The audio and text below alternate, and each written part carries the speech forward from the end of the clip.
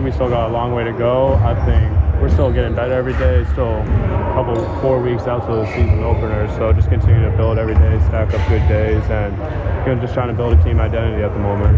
Yeah, what do you think guys need to work on, in this preseason overall? What sort of things you need to work on? Yeah, I think for the veteran guys, I think it's leadership, especially myself, using my voice more, and a couple other players using their voice more. I think for the younger guys, just, willing to give everything they got during the whole entire practice, like don't get stuck at a wall, and then, just continue to pay attention to the details. There's a lot of new stuff making the high school to college transition, so just making sure they understand all the concepts and are ready to go. Are they asking a lot of questions for you guys, for veterans? Yeah, no, definitely. I think the veterans are testing freshmen, like, with what to do, but then also freshmen, they're eager to learn, they're eager to get better, and that's something I love about all of them. Well, it seems an analysis that said that UConn had the most complicated offense in the country. Something like 130-something sets that these guys have to learn. Can you talk about how that is, and is it kind of overwhelming when you first get here, and how do you get all that down? No, yeah, it's definitely overwhelming. I mean, you can watch all the film that you want, and it's still very hard to scout us based on all the sets that we run, and I think that just makes it so hard to guard, because you can take one thing away, but we'll have a little wrinkle to the next play, and then just read and react. And so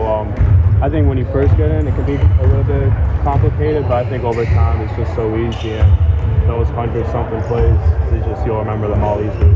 Jalen Stewart, I know he was sidelined a little bit in Europe, but he's back. Is there anything about his game that maybe surprises you that you didn't know about that he's been showing you so far? Yeah, I think he's sneaky athletic. I think his athleticism is very sneaky and can be through the roof, but then also his shot. I think if he can get down the shot and continue to play with his athleticism, I think he really can be one of the best freshmen in the country. He's just got to continue to learn, continue to grow, and I think he'll be there. What was it about Andre's leadership that was effective last year that maybe you or some of the guys are going to try to kind of emulate or replicate this year? Yeah, I think it was his voice mainly. I think his outgoing personality, and I think just his willingness and his competitive edge really just rubbed off on everyone else, and that he always demanded 110% from everybody every day.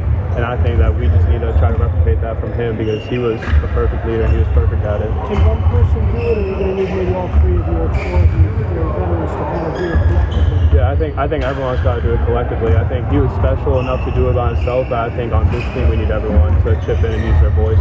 How do you stay hungry after winning a national championship? I think just remind ourselves how bad of a Big East we had last year. I think we didn't have the Big East that we expected to last year, and I think that should be motivating. But also motivating to feel that feeling again, feel the feeling that we won the national championship and try to go get it again, which is something I want to do. I mean, you can't do better than winning a national championship. How important would be winning the Big East regular season indoor tournament? Is that a really important role for you guys? Yeah, I'd definitely say I think winning any tournament is super important for us, and winning the Big East, that's something that UConn hasn't done in a while. I know with Coach Hurley, we've been in the semifinals of the Big East the last 3 years in a row, so getting over that hump and then finally winning the Big East and then building off that momentum into March Madness, I think that'll be super special.